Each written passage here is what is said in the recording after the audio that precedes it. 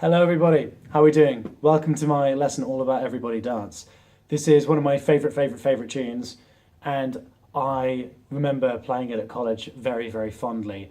I was lucky enough to borrow a 5-string Music Man, not too dissimilar to the one I'm using at the moment, although it was a real one and this is actually a fake one. You can see that's had the logo stuck onto it by its previous owner. Amazing. I nicknamed it my very expensive bass.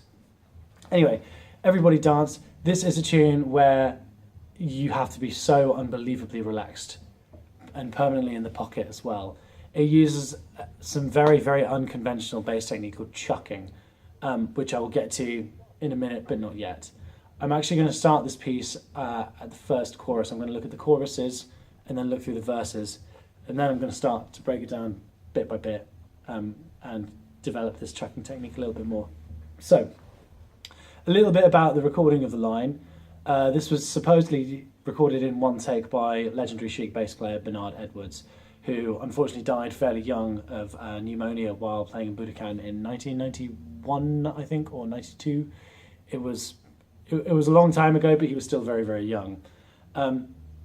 So, without further ado, let's jump into this line. So, if you look at the fourth line, first bar, you notice how there's a rest on beats 2 and 4 in that first bar.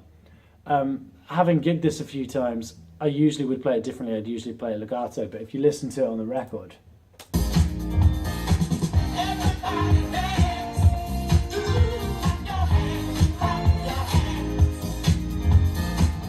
one more time, you'll be able to really hear the snare poking through because there's nothing else playing on that beat.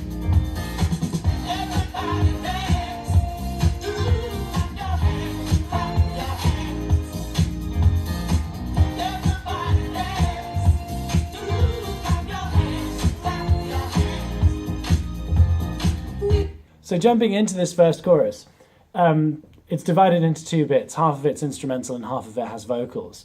If you look at the first 3 bars of it, bars 1 to 3, if we're starting from chorus because we don't actually have bar numbers, you'll see that 5, 6 and 7 and 9, 10, 11 and 13, 14 and 15 are all actually the same notes, okay? We're always looking for patterns within music to help us memorize this, and this is really important to remember. The fills in the sort of 4th bar of each phrase are kind of samey anyway, but just make sure to pay special attention to all of those. Okay, and remember to leave that snare gap. Okay, so here we go. I'll play it through for you now.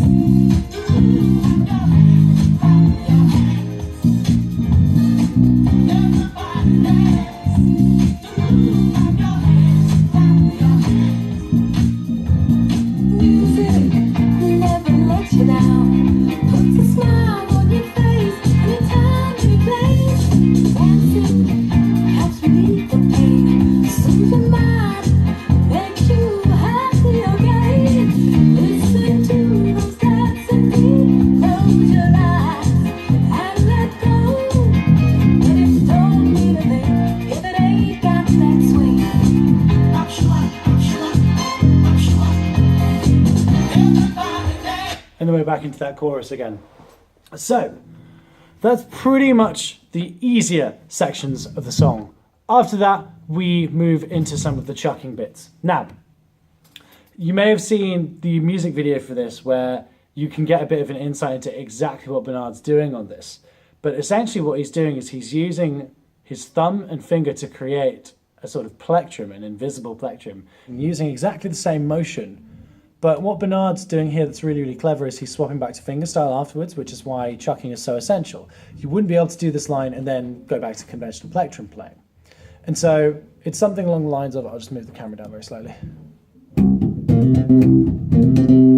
So, as you can see, my hands kind of together. Bernard actually did it with his fingers facing outwards. Funnily enough, I actually play like this when I play with the plectrum regularly, but I find I get kind of more strength if I support the thumb with the second finger. just habit more than anything else and a lot of trial and error. But which part of the finger should you use? How much of the nail should you use? How much of the thumb should you use?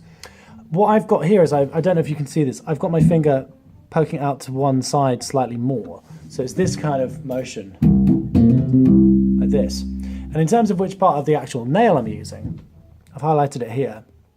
Okay, this black bit is sort of like where the main contact point is. I don't know if I can focus that. Sorry, my eczema's not amazing at the moment, so see if that works. Yeah, so there you go. So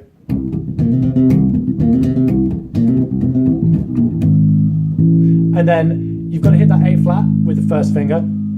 Sorry, with the chucking finger, and then you swap over.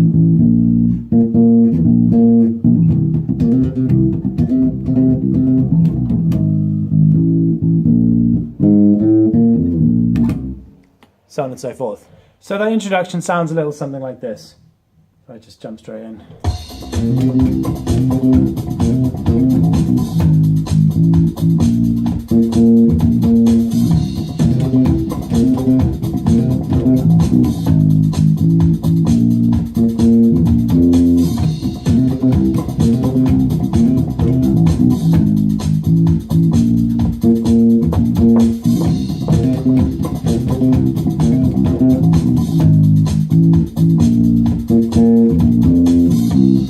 Okay, and if you look at the fourth bar in this phrase, I'm actually doing a hammer on in that, that fourth bar. Okay, just because it's so much easier to then come back into chucking again. Because the real tricky bit is not necessarily the techniques in isolation. Like the chucking thing is actually fairly straightforward to be able to get dum, ticka, dum, ticka, dum together. But it's because you're constantly swapping in terms of dynamics, in terms of placement, in terms of how you wish to phrase the notes. And so I think trying to keep this as sort of stylistically authentic as possible is really, really, really going to do wonders for your technique. Because also it's going to make playing with the plectrum so much easier as well, because this is like deliberately playing with the plectrum in the hardest way possible, essentially. So yeah, moving through, let's look at the bass solo bit. I would suggest breaking this down into tiny little fragments to work on, okay? Most of the finger positions, the chucking plectrum strokes in terms of ups and downs are going to be similar as they were before, but you just need to be very, very, very, very practical and cunning about how you're going to approach this. So it begins very, very similar to what we've had before. Okay. Fine. Okay, that's something that's not necessarily unfamiliar. However, in the second bar of it, we come across a pattern that we haven't had before, which is down, up, down, up, down, up, down, up. Okay. Now that might sound straightforward, but because we're skipping across two different strings, this suddenly makes it really hard. Note that this passage starts on D as well. It goes D, E flat, D, C. It doesn't start on C. Otherwise, you end up going down by a tritone from the D, what would be the D at the end of that bar, down to A flat. We don't want that. So straight away we're on that A flat. Okay.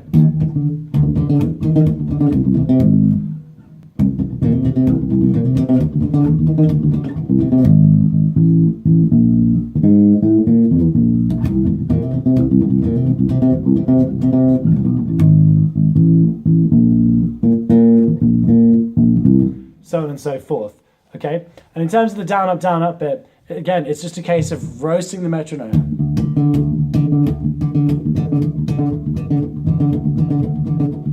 Okay? If that's something that's too difficult for you, okay, you go 1 and 2, 1 and 2, 1 and 2, 1 and 2.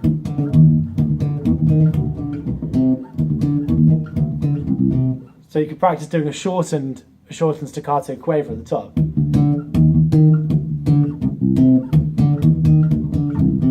Okay, yeah, and then make sure that you land on the A flat with the chucking position. Okay, so next phrase actually leads in with the B flat in the bar before. Okay, you see how you've got that semiquaver B flat at the end.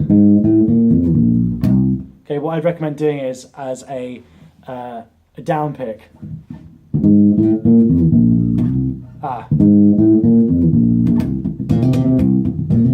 Okay, because what that's doing is then it's setting you up into your chucking position. I'd recommend doing it as a down as well because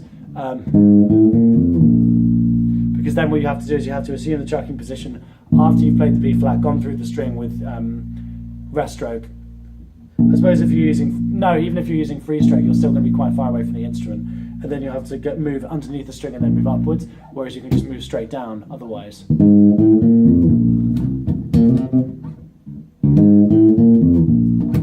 Like that. Okay? Cool. So then we have a reverse of what we had before in the second phrase. Okay? So the opening of this is quite similar to before.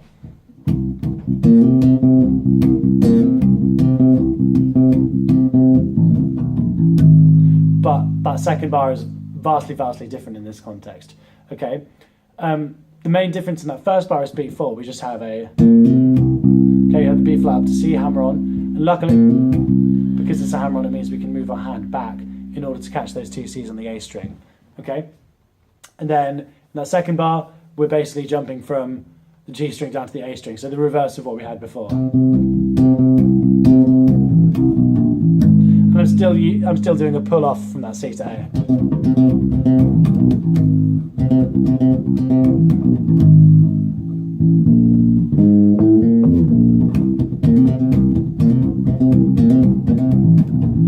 And then going into that chorus is exactly the same. What I'd recommend doing though, on your score, the second bar of this new chorus section that we've just got into, you see it's got those B flats to C's. I actually think they're hammer-ons. It's so much easier if you do them as hammer-ons, and I don't think anybody's going to lose sleep over that. So slowly this new chorus would be.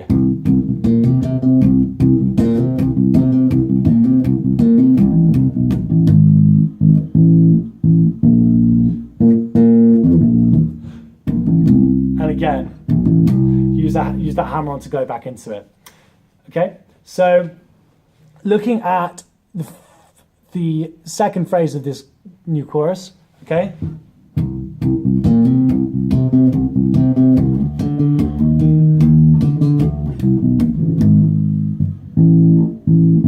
So, I played something differently from the score there deliberately. If you look in the, so if we're starting from the chorus as bar 1, 2, 4, 2, 4, 1, 2, 3, 4, 5, 6.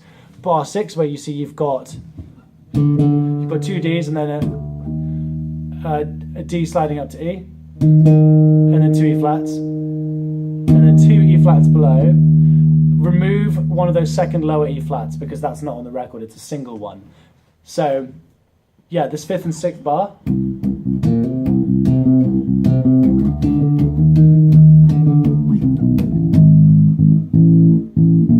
It actually becomes possible to play as a result, okay?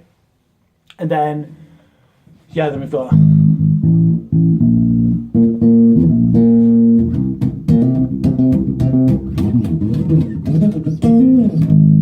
Okay, this slidey bit, the important bit to hit is this B flat up to C, the octave higher, okay? And sort of precursing bar 1 of this phrase, arguably. Nothing that we haven't come across before. However, with this slidey bit, you need to work out how you're going to hit a C, an A flat, and then get that B flat up to C. This is where a compressor pedal will really, really help you because your volume is going to plummet here otherwise. Okay, but you need to work out how you can time sliding up the bass while still keeping a 16th note groovy pulse. Okay, and the way that I'd recommend doing that, I'd recommend playing that C on the A string, the next C on the D string, that A flat on the D string as well, and then those top two notes on the G string. So, and just be really, really careful not to hit any of the open strings.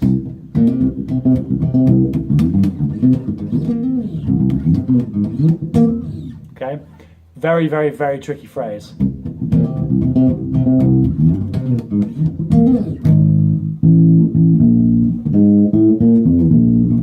Okay? So, the very, very last of these phrases, my God, we're so nearly here, okay?